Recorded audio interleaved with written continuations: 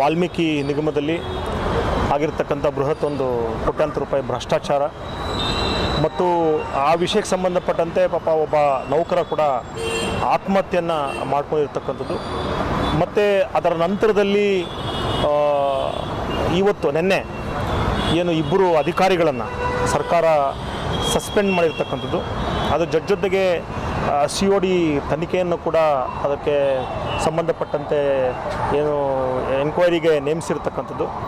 ಮತ್ತು ಅದರ ಜೊತೆಗೆ ಬಹಳ ಮುಖ್ಯವಾಗಿ ಬ್ಯಾಂಕು ಮತ್ತು ಸಂಬಂಧಪಟ್ಟಂಥವ್ರ ಮೇಲೆ FIR ದಾಖಲಿಸಿ ಮತ್ತು ರಾಜಣ್ಣವ್ರು ಹೇಳಿದಾಗೆ ಈಗಾಗಲೇ ಒಂದಿಷ್ಟು ಹಣವನ್ನು ಕೂಡ ರಿಕವರಿ ಕೂಡ ಮಾಡಲಾಗಿದೆ.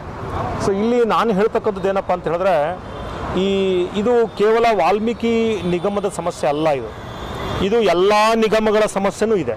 ಯಾಕಂತ ಹೇಳಿದ್ರೆ ನಿಗಮಗಳು ಇರೋದೇ ಆಯಾ ಸಮುದಾಯಗಳಲ್ಲಿ ಯಾರು ಬಡವರಿದ್ದಾರೆ, ಯಾರಿಗೆ ಅವಕಾಶಗಳಿಂದ ವಂಚಿತರಾಗಿದ್ದಾರೆ, ಅವರಿಗೆ ಒಂದಿಷ್ಟು ಸೌಲಭ್ಯಗಳನ್ನು, ಅವರಿಗೆ ಒಂದಿಷ್ಟು ಹಣ ಸಹಾಯವನ್ನು ಮಾಡೋದಕ್ಕಂತ ಇರತಕ್ಕಂಥದ್ದು ನಿಗಮಗಳು.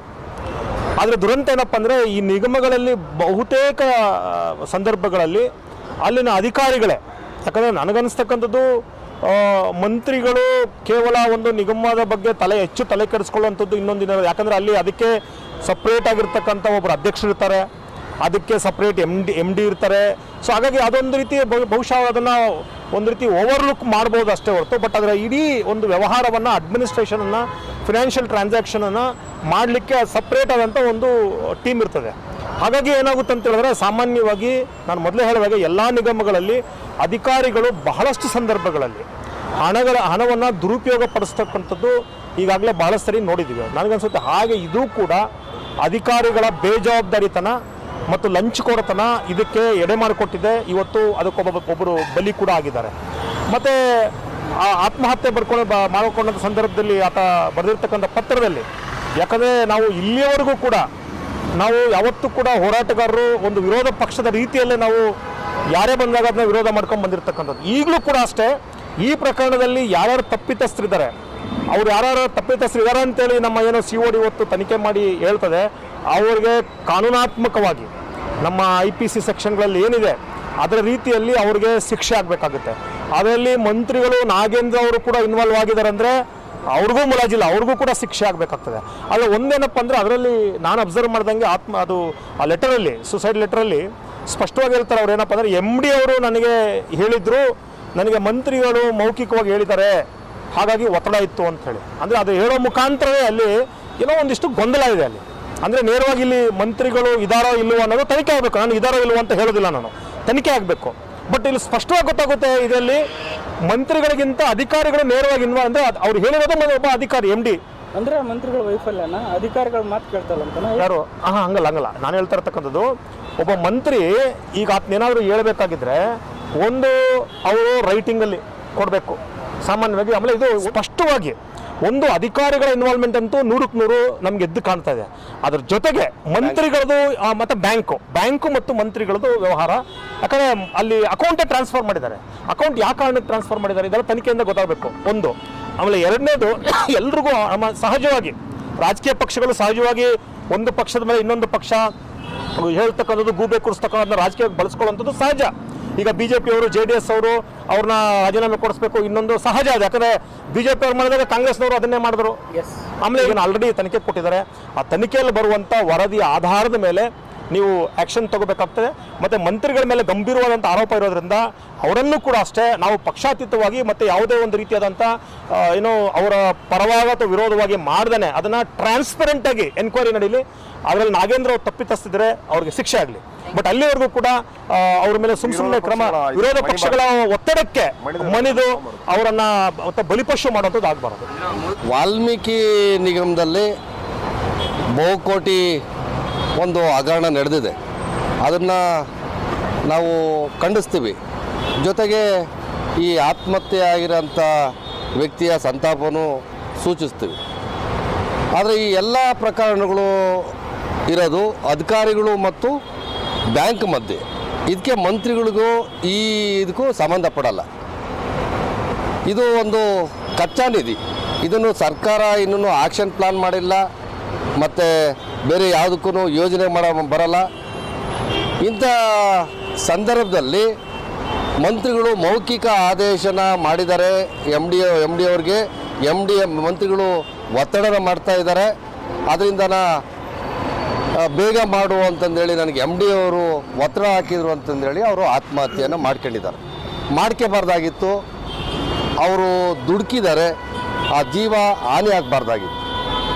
ಮತ್ತು ಅದು ಒಂದು ದಡ್ತನದ ಪರಮವಾದಿ ಮತ್ತು ರಣ ಹಿಡಿತನ, ಆತ್ಮಹತ್ಯೆ ಅನ್ನೋದೊಂದು ರಣ ಹಿಡಿತನ. ಅವ್ರು ಇದ್ಬಿಟ್ಟು ಜಯಿಸಬೇಕಾಗಿತ್ತು. ಆದ್ರೂ ಸಹ ಆ ಕುಟುಂಬದ ರಕ್ಷಣೆಗೆ ಸರ್ಕಾರ ಬರಲಿ, ಸಿಗಬೇಕಾದಂಥ ಮೂಲಭೂತ ಸೌಲಭ್ಯಗಳು, ಎಲ್ಲ ರಕ್ಷಣೆಗಳು, ಅಗತ್ಯ ಸೌಲಭ್ಯಗಳು ಮತ್ತು CJ ಗ್ರೌಂಡಲ್ಲಿ ನೌಕರಿನೂ ಸಹ ಆ ಕುಟುಂಬಕ್ಕೆ ಕೊಡಬೇಕು. ಸರ್, ಸರ್ಕಾರ ಸಚಿವರು ಕ್ಯಾಬಿನೆಟ್ನ ನಾಗೇಂದ್ರ ಅವರ ಕೈವಾಡ ಇದೆ ಅಂತ ಹೇಳಿ ಬರ್ತಾ ಇದೆ. ಸರ್, ನಾಗೇಂದ್ರ ಅವರ ಕೈವಾಡ ಇದೆ ಅಂತಂದೇಳ್ಬಿಟ್ಟು ಆಡಳಿತ ವ್ಯವಸ್ಥೆಯ ಅರಿವಿಲ್ಲದೆ ಇರೋರು ಏನಾದರೂ ಮಾತಾಡಬೇಕಿದನ್ನು.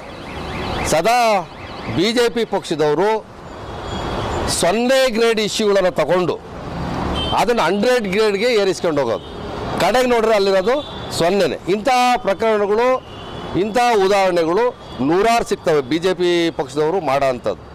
ಅವರು ಉದ್ದೇಶ ಸದನ ಒಬ್ಬ ದುರ್ಬಲ ವರ್ಗದ ನಾಯಕರ ಮೇಲೆ, ದುರ್ಬಲ ವರ್ಗದ ಸಮುದಾಯಗಳ ಮೇಲೆ ಅವ್ರದ್ದು ಯಾವಾಗಲೂ ದಾಳಿಗಳಿದ್ದಿದ್ದೆ. ಹೆಂಗೆ ನಾಗೇಂದ್ರ ಅವರು ಹೊಣೆಗಾರಿಕೆ ಆಗ್ತಾರೆ? ನಾಗೇಂದ್ರ ಅವರು ಚೆಕ್ಕಿಗೆ ಸೈನ್ ಹಾಕ್ತಾರ? ಪತ್ರಗಳನ್ನು ಬರೆದಿದ್ದಾರಾ? ಹೋಗಲಿ, ಅದಕ್ಕೆ ಕ್ರಿಯಾ ಯೋಜನೆ ಆಗಿದೆಯಾ? ಅದಕ್ಕೆ ಪ್ಲಾನ್ ಆಗಿದೆಯಾ?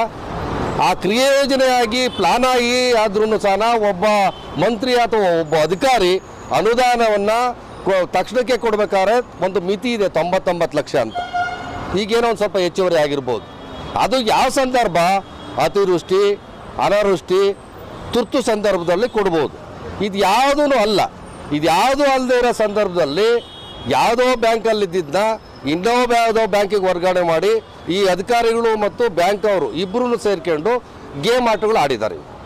ಈ ಗೇಮ್ ಆಟ ಆಡಿರೋದನ್ನ ಅಧಿಕಾರಿಗಳು ಮಾಡಿರೋದಂಥ ತಪ್ಪನ್ನ, ಬ್ಯಾಂಕ್ ಅವ್ರು ಮಾಡಿರೋಂಥ ತಪ್ಪನ್ನ ಈಗಾಗಲೇ ಸರ್ಕಾರ ದೂರನ್ನು ದಾಖಲಿಸಿದೆ. ಅದರ ಜೊತೆಯಲ್ಲಿ ಅಧಿಕಾರಿಗಳನ್ನ ಅಮಾನತು ಕೂಡ ಮಾಡಲಾಗಿದೆ. ಈ ಪ್ರಕರಣವನ್ನು COD ತನಿಖೆಗೆ ವಹಿಸಿದ್ದಾರೆ.